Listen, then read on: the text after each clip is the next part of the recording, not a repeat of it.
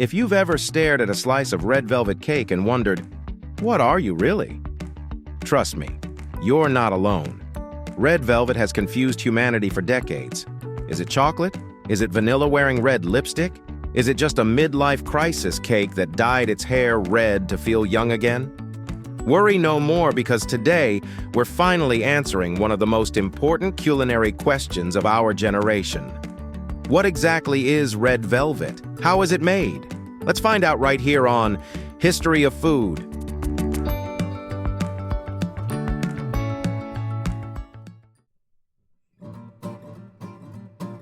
Let's start at the very beginning, because red velvet didn't just appear overnight like some mysterious dessert influencer.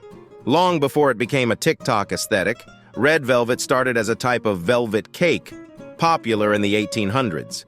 And no, the cake wasn't bright red back then. There were no food dyes or fancy gels, just baking soda, cocoa powder, and acid reacting like a mini science experiment in your oven.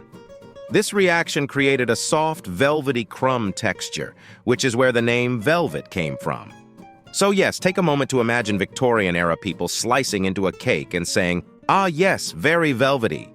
Dramatic? Sure, but it worked. Now, here's where the red part sneaks in. Early cocoa powder naturally had compounds called anthocyanins, which react to acidity. When you mixed cocoa with vinegar or buttermilk, it developed a faint reddish-brown tone. Not bright red, more like rusty brick wall that needs repainting.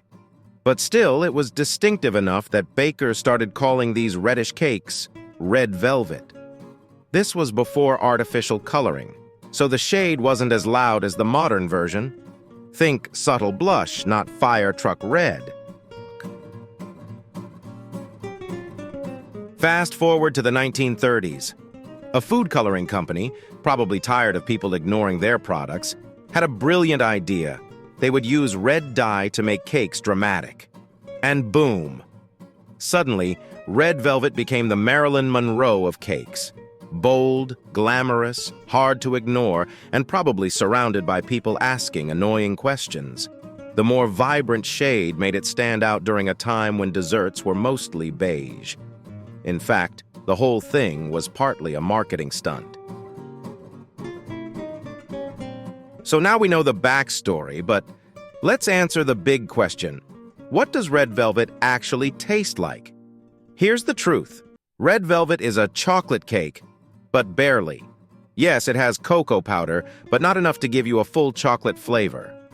Think of it as the shy cousin of chocolate cake. A little chocolatey, a little tangy, but mostly rich and soft with a personality of its own. The secret is buttermilk and vinegar, which give it that signature gentle tartness.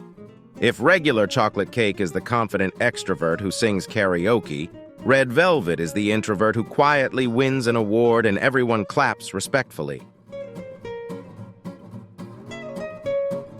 And of course, we can't talk about red velvet without worshiping the true star of the show, cream cheese frosting. If red velvet is the movie, cream cheese frosting is the lead actor who carries the whole film. It's tangy, smooth, and not too sweet, the perfect partner. Chocolate cake goes well with anything, but red velvet is practically incomplete without that creamy, dreamy topping. Now, people often argue about whether red velvet is overrated. Some say it's just cake with coloring. Others treat it like royalty, but the truth is in the chemistry. Red velvet is a product of balance, gentle chocolate notes, subtle acidity, soft crumb, and a frosting that actually complements it rather than overpowering it. When made right, it's luxurious without trying too hard. The kind of cake that doesn't shout, "I'm special," but instead makes you say, "Wow, that was nicer than I expected." But before we get too poetic, let's address the elephant in the room, the bright red color. Is it necessary? Is it dangerous? Is it secretly staining our souls? Relax. Food coloring, when used properly, is safe. But yes, the dramatic red hue is mostly for visual impact. You can make red velvet without dye, and it'll taste exactly the same, just more brownish. The original historical versions had a subtle natural red from cocoa, but modern cocoa is processed differently, so it doesn't react the same way anymore. That's why bakers add dye today, to recreate the nostalgic look or to fill our Instagram feeds. Now let's talk texture. Red velvet isn't just about flavor, it's about mouthfeel. And yes, I know mouthfeel sounds like a weird word invented by food snobs, but it matters. Red velvet has a tender, almost plush texture. It's moist without being soggy, soft but not crumbly. The acidity from the vinegar and buttermilk helps the cake rise, giving it that smooth, almost cushion-like feel when you bite into it. If chocolate cake is a warm hug, red velvet is a velvet pillow you gently sink into. Another misconception people have is that red velvet is difficult to bake. It's actually pretty simple. The key is balance.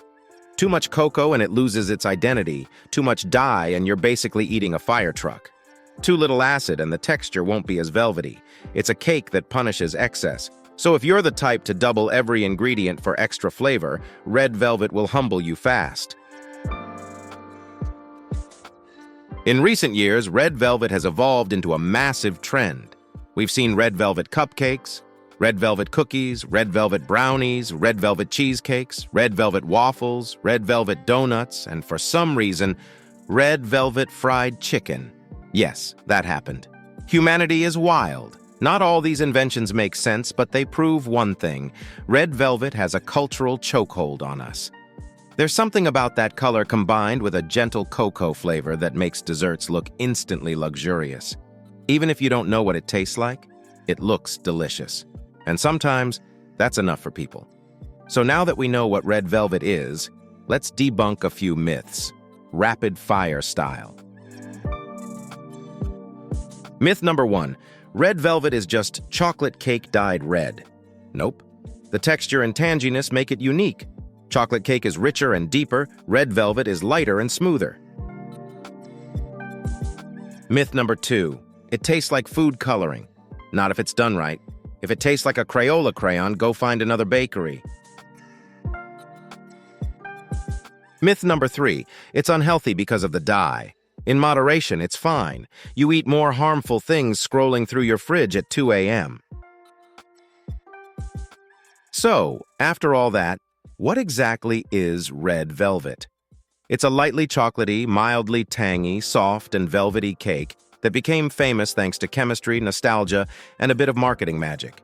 It's a cake that looks dramatic but tastes gentle. A dessert that doesn't need to shout to be appreciated. And honestly, that might be why it's still beloved today. So the next time someone asks, what exactly is red velvet? You can smile confidently and say, it's not just chocolate cake.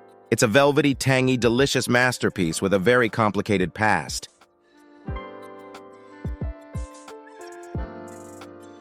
If you enjoyed this video, please check out our other bingeable channels. Thank you for watching. If you have suggestions for our next video, feel free to share them in the comments below. We'll be sure to give you an acknowledgement for your contribution.